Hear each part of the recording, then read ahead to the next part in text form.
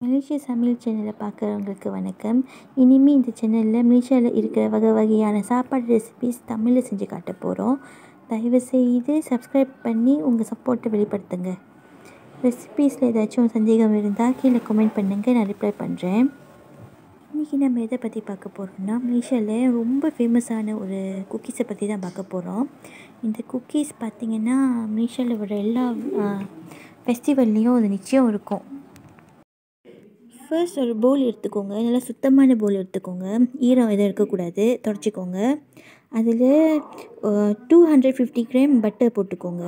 அதாவது 250 gram butter போட்டுக்கோங்க. அந்த பட்டரை லைட்டாக இப்படி பீட் பண்ணி வச்சுக்கோங்க.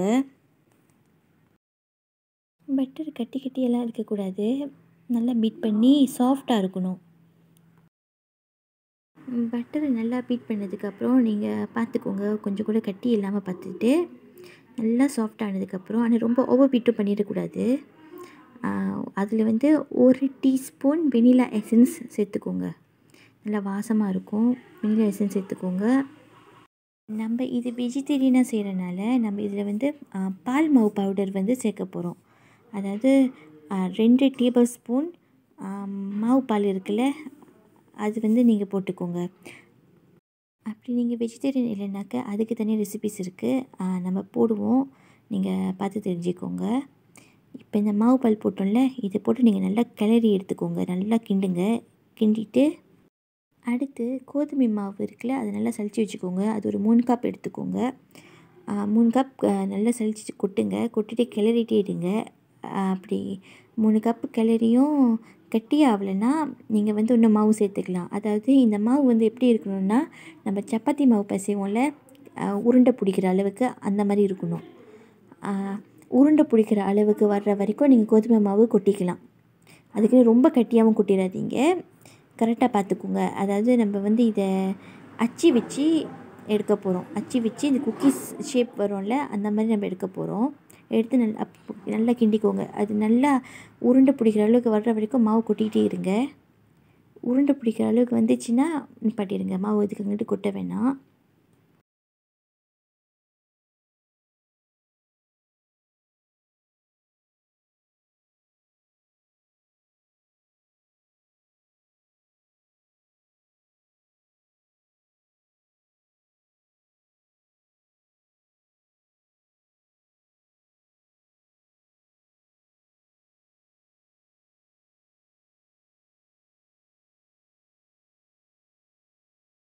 இதோ இங்கே பாருங்கள், உருண்டை பிடிக்கிற அளவுக்கு மாவு பதமாச்சு.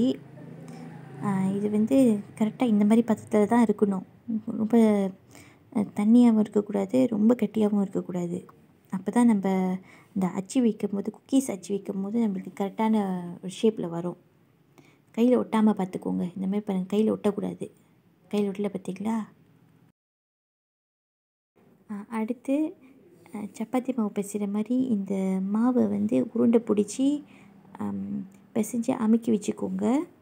குக்கீஸ் கட்டர் இருக்குல்ல, அதில் இந்த மாதிரி ஷேப்பாக வெட்டி எடுத்துக்கோங்க. நல்லா அழகாக வரும் பாருங்கள். ஷேப் கரெக்டாக வரும் பாருங்கள். அழகாக நான் பூ ஷேப்பில் எடுத்திருக்கேன். நீங்கள் என்ன ஷேப் வேணாலும் எடுத்துக்கலாம். அழகாக இருக்கா? இந்த மாதிரி அழகாக வந்ததுக்கப்புறம் இதை ஒரு ட்ரீயில் பட்டர் தடவி வச்சுக்கோங்க. அப்போ தான் அந்த குக்கீஸ் ஒட்டாது. அவன்லேருந்து எடுக்கும் போது ஒட்டாது. நல்லா வெண்ணெய் தடவி வச்சதுக்கப்புறம் இந்த குக்கீஸ் அழகாக அதில் அடுக்கி வச்சுருங்க. இப்போது இந்த குக்கீஸில் நான் அன்னாசி ஜாம் வைக்க போகிறேன். இந்த அன்னாசி ஜாம் நான் வாங்கலை, சொந்தமாக செஞ்சேன். இதோட ரெசிபீஸ் நான் அடுத்த வர்ற வீடியோவில் நான் போடுறேன். சொந்தமாக எப்படி செய்யுதுன்னு அவ்வளோ சுலபமாக இருக்குங்க இதை செய்கிறது. இப்படி உருண்டை பிடிச்சி இதை வச்சுக்கோங்க. அந்த மாவு செஞ்சோல்ல, அந்த மாவு மேலே இப்படி உருண்டையாக அழகாக வச்சுக்கோங்க. வச்சுட்டு கொஞ்சம் அமுக்குங்க. அப்போ தான் அது நல்லா ஒட்டும், இல்லைன்னா ஒட்டாது, தனியாக வந்துடும். அதனால் நல்லா அழுத்தி அப்படி அமுக்கி வச்சுக்கோங்க. ஷேப் போகாத மாதிரி வச்சுக்கோங்க, பார்த்துக்கோங்க. அழகாக அடுக்கினதுக்கப்புறம் இப்போ இதை பேக் பண்ணி எடுக்கலாம். 180 செல்சியஸ், அதாவது 180 செல்சியஸ் அட்ஜஸ்ட் பண்ணிக்கோங்க. அவனை 30 நிமிஷம் இது பேக் பண்ணி எடுங்க. இப்போ வெளியே எடுத்தாச்சு. வெளியே எடுத்ததுக்கப்புறம் அங்கே பாருங்கள் இந்த பிஸ்கட் எவ்வளோ சாஃப்டாக நல்லா வந்திருக்குன்னு. வாயில் வச்சு பாருங்கள், அவ்வளோ சுவையாக இருக்கும், ருசியாக இருக்கும். பிள்ளைங்களுக்கு கொடுத்து பாருங்கள், ரொம்ப பிடிக்கும்.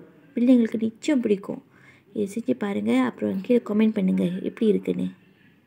நன்றி, வணக்கம்.